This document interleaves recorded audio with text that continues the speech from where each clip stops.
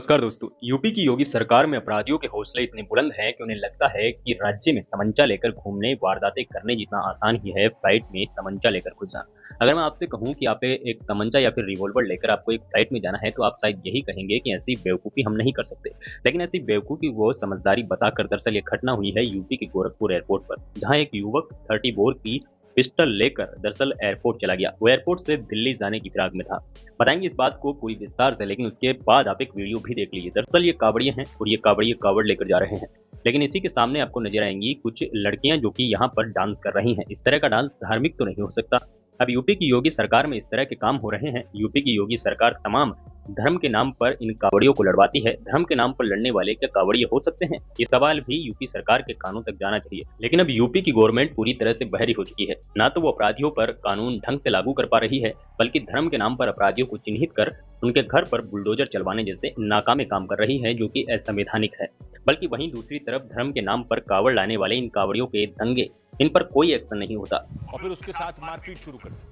एक साथ कई कांवड़िए डंडों से उस बाइक सवार को बुरी तरह पीटने में जुटे। ये ऐसे ही सुरक्षा एजेंसियों के तमाम लोगों पर लाठीचार्ज करते हैं। सुरक्षा एजेंसियों जैसे पुलिस के वाहनों में तोड़फोड़ करते हैं, सार्वजनिक संपत्ति को नुकसान पहुंचाते हैं। लेकिन इसके बाद भी यूपी की गवर्नमेंट चुपचाप ये सब मूक दर्शक बनकर देखती रहती है। आप और हम इस धर्म के नाम पर हो रहे दंगों के खिलाफ आवाज उठाते हैं तो देश का नेशनल मीडिया हमारी आवाज को दबा देता है। अब आवाज कैसे दबाई जाती है, इसका आपको एक बढ़िया उदाहरण मैं देता हूँ। आज से ठीक 1 साल पहले कर्नाटक की हसन सीट से चुनाव लड़ने वाले एचडी देवगौड़ा के पोते दरअसल 3000 से ज्यादा महिलाओं के यौन शोषण के आरोपी थे। बाद में वो विदेश भाग गए और उनके मोबाइल से 3000 से ज्यादा महिलाओं की वीडियो क्लिप या एमएमएस वायरल बताए गए थे। अब उन्होंने अपनी सीट का, अपने पावर का इस्तेमाल करके तमाम तरह की जो महिलाएं थी, जो उनके घर में काम किया करती थी, जो उनके ऑफिस में काम किया करती थी, जो उनकी कोवर्कर्स थी, उन सभी पर इस तरह की अश्लील हरकतें की, उन सभी का रेप किया। ये वीडियो जैसे ही वायरल होते हैं, कर्नाटक की हसन सीट से चुनाव लड़ने वाले दरअसल एचडी देवगौड़ा के पोते यहां से विदेश फरार हो जाते हैं। उस केस का आज क्या हुआ किसी को नहीं पता। ये संख्या अपने आप में बड़ी हो सकती है। आप लोग भी सोच कर देख सकते हैं कि 3000 से ज्यादा महिलाओं के यौन शोषण की वीडियो वायरल होने वाले आरोपी को हमारी सरकार दरअसल विदेश से घसीट कर नहीं ले पाई।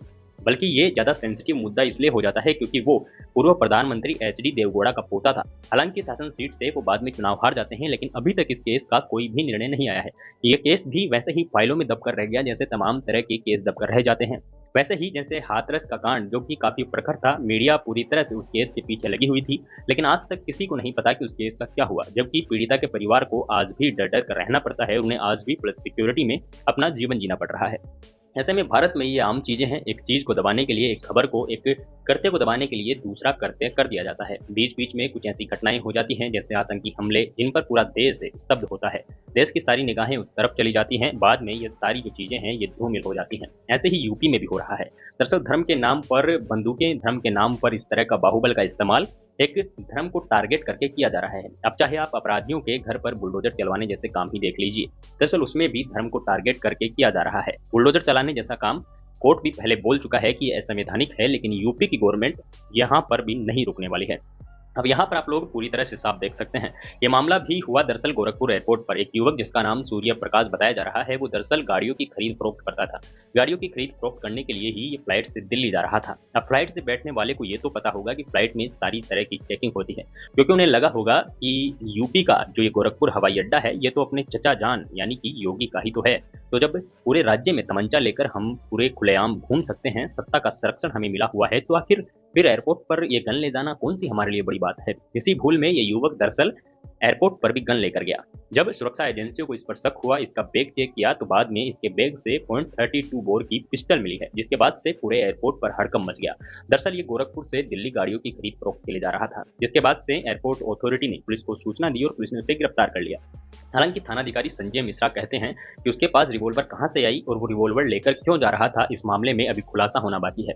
अब इस मामले में क्या खुलासे होंगे, आप और मैं पूरी तरह से जानते हैं, बड़ी तफ्तीश के साथ जानते हैं। आखिर उसके पास रिवॉल्वर आई कहां से?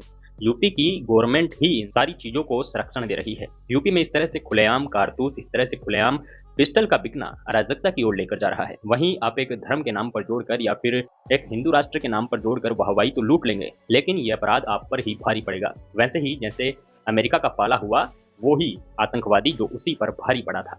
ऐसे ही अब यूपी की गवर्नमेंट में कावड़ियों का एक नजारा भी देख लेते हैं। यहाँ पर आप लोग देख सकते हैं, वीडियो में साफ तौर से दिख रहा है, यहाँ पर कुछ कावड़िए डीजे के साथ अपनी यात्रा निकाल रहे हैं। अब ये कावड़िए हैं या फिर कुछ और, आप इसका निर्धारण खुद कर सकते हैं। दरअसल ये कावड़िए हैं और उनके आगे स्टेज पर नाचती हुई दो लड़कियां हैं। ये लड़कियां जिस तरह से नाच रही हैं, जिन गानों पर नाच रही हैं, दरअसल वो नहीं लगता कि धार्मिक है, और धार्मिक चीजें इस तरह का नंगा नाच नहीं करती है। अब यूपी में ऐसी चीजें खुलेआम हो रही है। अब आप नेक्स्ट वीडियो भी देख लीजिए।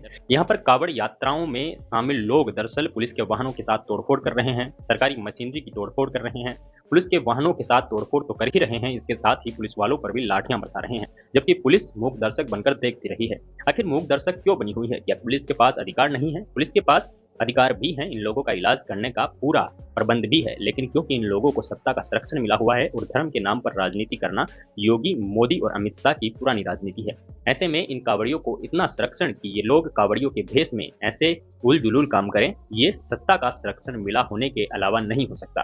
आप इस मामले पर क्या सोचते हैं कि यूपी की गवर्नमेंट की आंखें खोलकर या फिर कानों को खोलकर इनको सुना जाना चाहिए, आंखें खोलकर देखा जाना चाहिए? आप इस मामले में क्या सोचते हैं? कमेंट सेक्शन में जरूर लिखें और ऐसे ही जनता की आवाज उठाने के लिए हमारे यूट्यूब चैनल और फेसबुक पेज को सब्सक्राइब कर लीजिए।